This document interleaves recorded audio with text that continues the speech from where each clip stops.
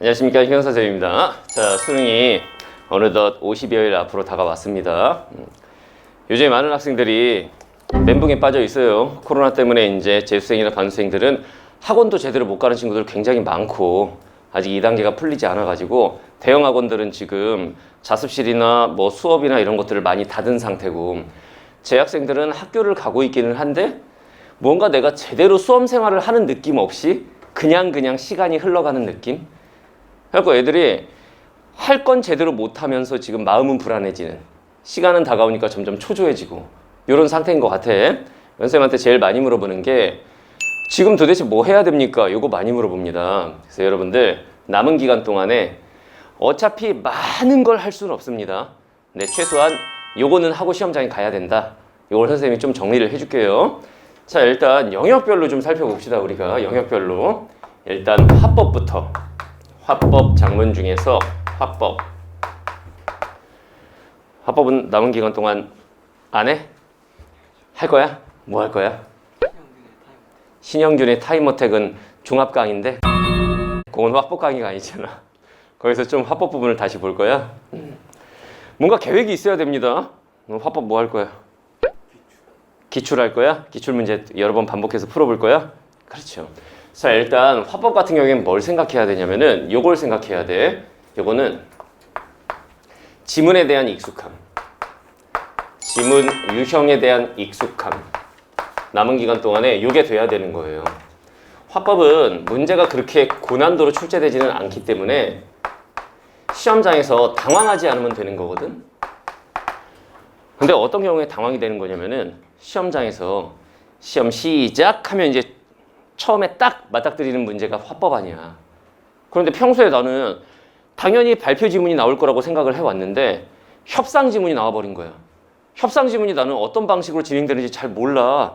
그러면은 이게 당황되는 거야. 시험장에서 당황을 하면 눈에 잘 안 들어오죠, 지문의 내용이. 무슨 말인지 알겠죠? 그러니까 여러분들 맨날 보는 게 뭐 발표 지문이나 토의 지문 이런 걸 텐데 면접, 협상, 토론 요쪽이 나올 수도 있는 거예요. 그러니까 좀 다양한 지문을 접해볼 필요가 있어. 그래서 이게 돼 있어야 돼. 아, 발표 지문은 이런 식으로 지문이 흘러가고 토론 지문은 이런 식으로 흘러가는 거고 협상 지문은 이런 식으로 흘러가더라.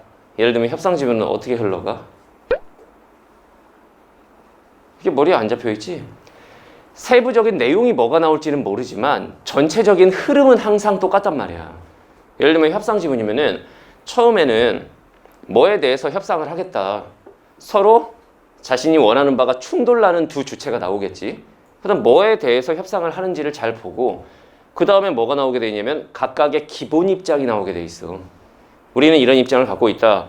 그러면 상대편에서 우리는 이런 입장을 갖고 있다. 기본 입장. 그래서 어떤 부분에서 의견이 충돌나는지를 확인을 해야 되는 거지. 그 다음에 무슨 내용이 나오니? 그렇죠. 우리 서로 의견이 다르니까 끝내 여기서 이렇게 안 나와. 그 다음에 이제 뭐가 나오냐면 대안 제시가 나와. 상대방을 설득할 수 있는 대안을 제시한단 말이죠. 이쪽이 제시하는 대안은 뭐고 상대방이 그걸 수용을 했는지, 또 저쪽이 제시하는 대안은 뭐고 이쪽에서 그걸 수용했는지, 이런 게 나오게 돼 있어. 의견을 좁혀가는 과정이죠. 그 다음에 마지막에는 협상이 타결되든지 결렬되든지. 타결되면은 좋습니다. 뭐 이렇게 해보도록 합시다.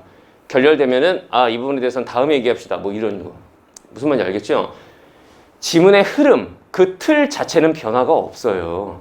그 안에서 이제 세부적인 주제와 내용이 달라지는 거지. 세부적인 주제나 내용은 우리가 뭐가 나올지는 몰라, 어차피. 그런데 이 지문 유형은 어차피 똑같다. 알겠죠? 나올 지문 유형이 정해져 있잖아. 대화, 토의, 토론, 발표, 면접, 협상, 강연 뭐 이런 것들이 있잖아. 그런 지문 유형에 대한 익숙함. 요걸 목표로 남은 시간 공부를 하면 됩니다. 그러면 이거는 뭘로 공부해야 됩니까? 이건 기출로 하시는 겁니다. 지문 유형에 대한 익숙함, 이걸 기출로 하면 되겠다. 올해 출제된 것까지 해서 기출지문을 바탕으로 해서 지문 유형에 대해서 좀 익숙해지는, 이걸 목표로 해서 공부를 하시면 되겠습니다. 자, 그 다음에 두 번째, 장문 파트 같은 경우에는 남은 시간 동안에 장문에 대한 개념학습을 하겠습니다, 이런 게 아니란 말이야. 무슨 말인지 알겠죠? 장문도 공부해야지. 남은 기간 뭐 할 거야? 기출할 거야. 그러니까 기출을 해도 기출에서 뭘 공부할 거냐 이거야. 지금 너네는 그냥 문제를 풀겠다 이거 아니야. 문제를 풀다 보면 뭐 자동으로 머리에 뭐가 들어가는 것이냐? 그게 아니야. 똑같은 기출을 보더라도 뭐에 포커스를 맞춰서 내가 기출 문제집을 풀겠다. 이게 돼 있어야 되는 거거든. 근데 여러분들은 그냥 맹목적으로 문제만 푼단 말이야. 그거는 별 의미가 없어요. 알겠죠? 그래서 작문 같은 경우에는 남은 기간 동안에 뭘 하면 되냐면은 문제 유형. 문제 유형별 풀이 방법.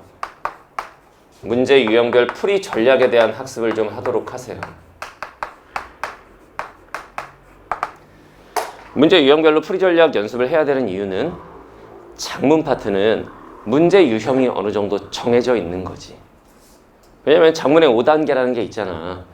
글쓰기 계획, 계획하기에서 한 문제가 출제가 되는 거고, 그 다음에 내용 생성하기, 자료 수집이라든가 이런 문제, 그 다음 내용 조직하기, 개요라든가 글쓰기 전략 문제, 그 다음에 표현하기, 조건을 모두 충족시키는 걸 고르는 문제, 그 다음에 고쳐쓰기. 무슨 말인지 알겠죠? 글 수정하기, 초고 수정하기, 이런 식으로 문제 유형이 어느 정도 고정이 돼 있단 말이야. 그러니까 기출문제만 계속 푸는 게 아니라 기출로 하는 건 좋다 이거예요. 기출로 하는 것은 좋다. 근데 여기서 이제 포커스를 어떻게 잡아야 되냐면은 내가 어떤 문제 유형을 작문에서 가끔 틀리는지를 보란 말이야. 그러면은 아, 내가 주로 자료 수집 문제 3점짜리를 많이 틀리는구나. 그러면 자료 수집 문제는 어떤 방식으로 문제를 풀어야 되는 것일까에 대한 연구. 이게 공부인 거야. 그냥 문제풀이만 반복하는 게 아니라. 알겠죠? 가끔 내가 고쳐쓰기에서 뭐 기억에서 미음 고쳐쓰라고 그랬는데 가끔 틀린다. 또는 마지막 문단을 이렇게 고쳤었는데 뭐가 달라졌느냐 물어봤는데 틀린다. 그러면은 그 문제 유형에 대한 집중 학습, 파고드는 거. 이게 돼야 된다는 뜻이에요. 단순히 반복적으로 문제만 푸는 게 진짜 별 의미가 없어. 무슨 말인지 알겠지? 그래서 작문 같은 경우에는 이걸 좀 연습을 하고 그 다음에 이 두 개를 묶어서 긴 지문 중간에 4번에서 7번 이렇게 박혀서 나올 수 있는 거 아니야. 융합 지문이 뭐 100% 나온다라고 할 수는 없지만 올해 이제 출제 교양법은 계속 나오고 있지. 화법 플러스 작문. 화법 플러스 작문 융합.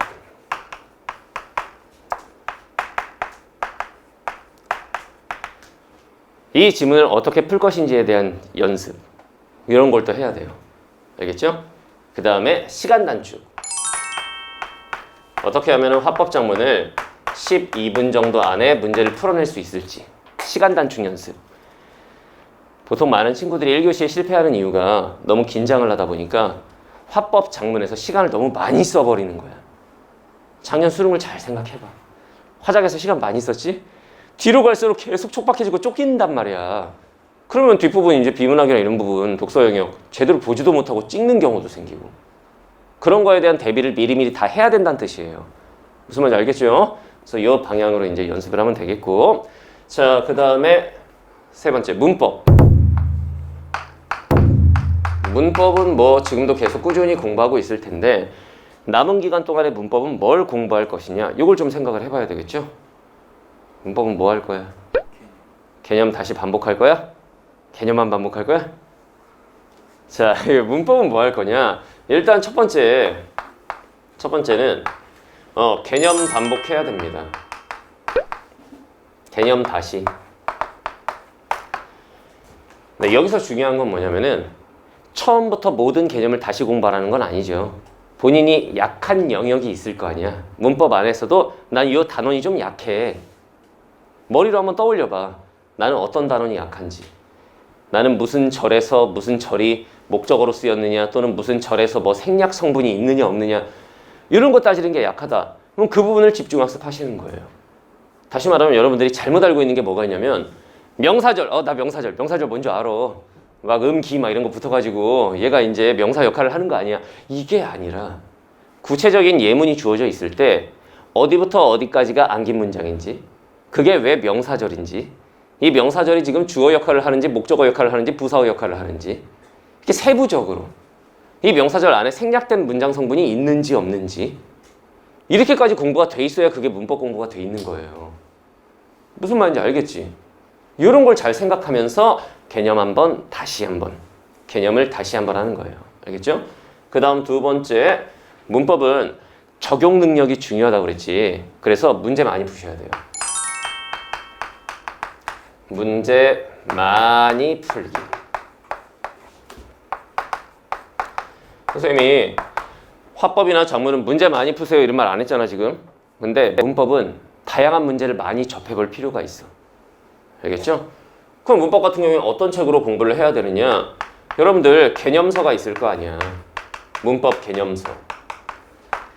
교과서도 좋고 뭐 인강 선생님들 교재도 좋고 뭐 문법 개념서 한 권씩은 있죠? 그걸 가지고 이제 개념 학습을 하고 그 다음에 기출문제.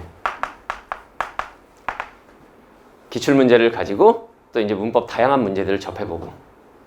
무슨 말인지 알겠죠? 문법은 기출이라고 해봐야 5문제씩밖에 안 나오잖아. 최근 3년간 육구 수능해봐야 얼마 안 되지? 그러니까 최근 3년간 교육청 기출까지 다 해가지고 한번 해보는 거예요.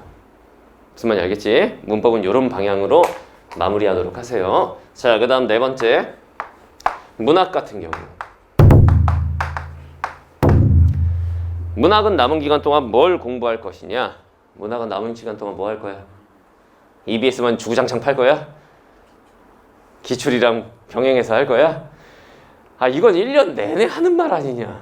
1년 내내 애들이 선생님 기출하고 EBS를 하겠습니다. 그러니까 그걸 어떻게 활용할 거냐고. 문학 영역에서 기출의 학습법과 EBS의 학습법은 달라야 되는 거거든 이게. 무슨 말인지 알겠죠? 일단 큰 틀은 그 두 가지가 맞아요. EBS와 기출. 문학은 세부적으로 뭘 해야 되냐면 일단 첫 번째, EBS 연계학습을 해야 됩니다. EBS 연계학습은 끝까지 계속하는 거야. 지금 이 시기쯤이면은 수능 특강 한번 다 봤어야 되고 수능 완성도 다 봤어야 됩니다. 그럼 이제 뭘 한다는 얘기냐? 그 중에서 수능에 출제될 가능성이 높은 작품들이 있어. 그 작품들을 반복 학습을 해주는 거야. 시험장에 딱 갔을 때 이 질문 나왔네? 그러면서 좀 빠르게 읽고 빠르게 풀어서 시간 확보할 수 있도록. 무슨 말인지 알겠죠? 자, EBS 연계학습을 하셔야 되고 그 다음 두 번째, 9월 평가원 모의고사에서 여러분들이 느꼈어야 하는 게 있어요. 이게 문학이 되게 어렵게 나왔다, 난이도가 되게 어렵다기보다는, 그러니까 쉽게 말하면 지문 자체가 되게 어려웠던 건 아니야. EBS 연계가 되게 많이 됐잖아. EBS 연계가 아닌 작품도 내용이 그렇게 어려운 작품은 아니었단 말이지 이게. 근데 문제는 뭐냐면 이런 거였지. 예를 들면 윤선도의 만응이 9평에 나왔었잖아. 그거 EBS에 수록된 부분 그냥 나온 거야. EBS 충실히 공부한 친구들이면 이거 내용 내가 분명히 아는 건데? 빠르게 읽어봤더니 내가 공부한 그거야. 그리고 문제를 푸는데 막혀. 뭐가 막히느냐? 내용 파악이 다 됐는데도 막혀. 뭐가 막혀? 선택지에서 막혀. 선택지에서. 무슨 관념적 내용과 연결된 공간으로부터 이렇게 하면 관념적인 게 뭐지? 뭐 이렇게 막히는 거야. 서리법으로 제기된 의문이 서리법을 통해 제기된 의문? 서리법이 의문 제기하는 거였나? 이런 데서 막히는 거야. 구평의 특징은 뭐였냐면 지문의 난이도가 높다가 아니야. 선택지를 언뜻 잘못 보면은 그냥 다 맞게 보이는. 그래서 여러분들 구평 문제 풀 때 하나씩 이렇게 제끼다 보니까 우와 5개 다 제꼈어. 어떡하지? 막 이런 경우들이 생겼을 거란 말이야. 무슨 말인지 알겠죠? 뭘 하라는 얘기냐면은 선택지 분석적으로 보기. 선택지 분석 연습을 좀 하셔야 돼요.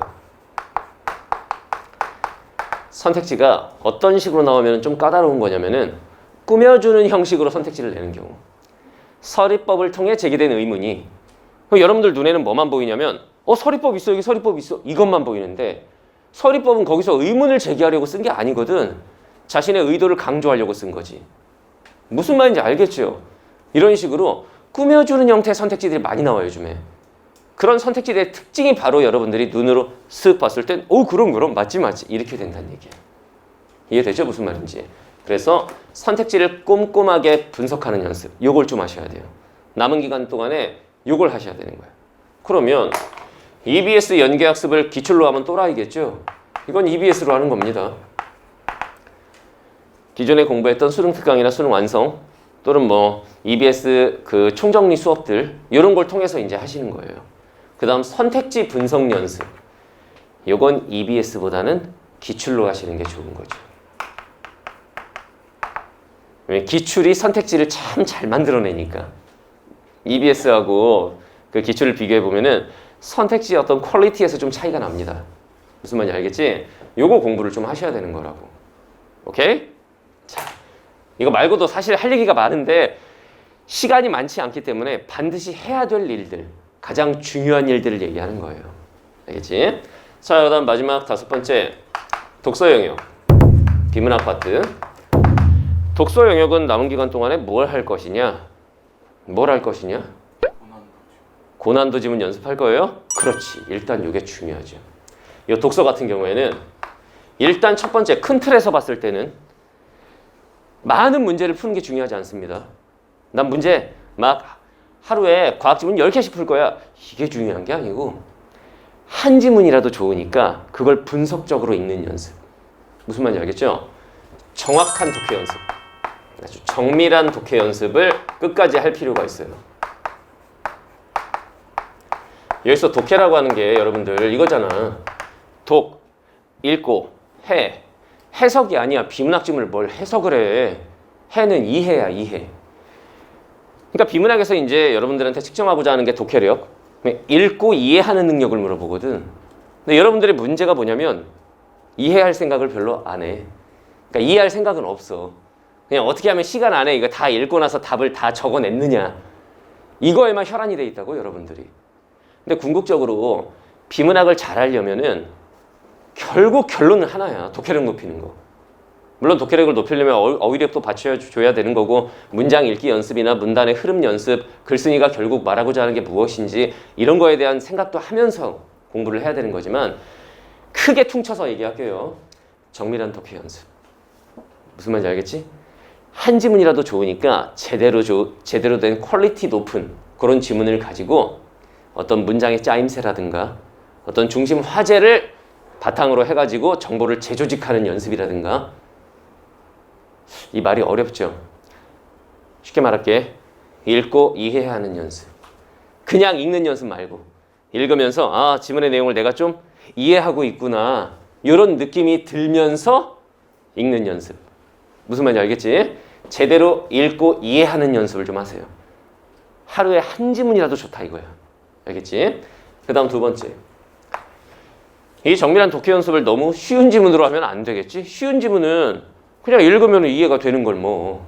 무슨 말인지 알겠죠? 그러니까 고난도 지문. 난이도가 좀 높은 고난도 지문 독해. 고난도 지문을 내 힘으로 읽으면서 이해하는 연습. 이걸 좀 하란 얘기예요. 무슨 말인지 알겠지? 그 다음 세 번째. 장문 독해 연습. 긴 지문 여러분들이 싫어하잖아. 그거 계속 나는 싫어. 난 평상시에 항상 싫어했어. 시험장에 또 가서 보니까 역시 싫어. 이걸 시험장에서 본인이 싫어했다라는 걸 확인하면 안 돼. 그거에 대한 대응을 하고 시험장에 가야 돼. 특히 6평, 9평 다 장문 독해가 가, 나 이런 식으로 이제 구성이 돼 있었죠. 그러니까 주제는 비슷해. 비슷한 주제를 가지고 관점이 서로 다른 이런 형태로 이제 출제가 됐었잖아. 그런 지문들을 가지고 장문 독해 연습. 이걸 하시는 겁니다. 무슨 말인지 알겠죠? 그러면 독서 비문학 파트는 뭘로 하는 게 좋을 것이냐? 기출입니다. 그러니까 남은 기간 동안에 기출을 뼈대로 하되 문학 같은 경우에는 EBS, 그다음 문법 같은 경우에는 개념서 이런 것들을 적절히 섞어서 병행을 해줘야 된다 이거예요. 아무 생각 없이 그냥 나는 기출문제집만 다시 한번 돌릴 거야. 3회독 완성. 3회독이 아니라 30회독을 해도 점수가 안 오를 수도 있어. 무슨 말인지 알겠지? 각 영역별로 목표의식을 가지고 정확한 방향을 가지고 공부를 해야 기출로 하든 EBS로 하든 성적이 오르는 거지 그냥 몇 번, 몇 회독 돌리는 건 의미가 없다고. 그러니까 이런 방향으로 공부를 해주는 거야. 무슨 말인지 알겠죠? 그 다음에 영역별로 봤을 땐 이런데 크게 봤을 때 이제 우리가 해야 될 게 있는 거죠. 크게 봤을 때 남은 기간 동안에 반드시 해야 되는 거. 실전 연습이죠. 실전 연습.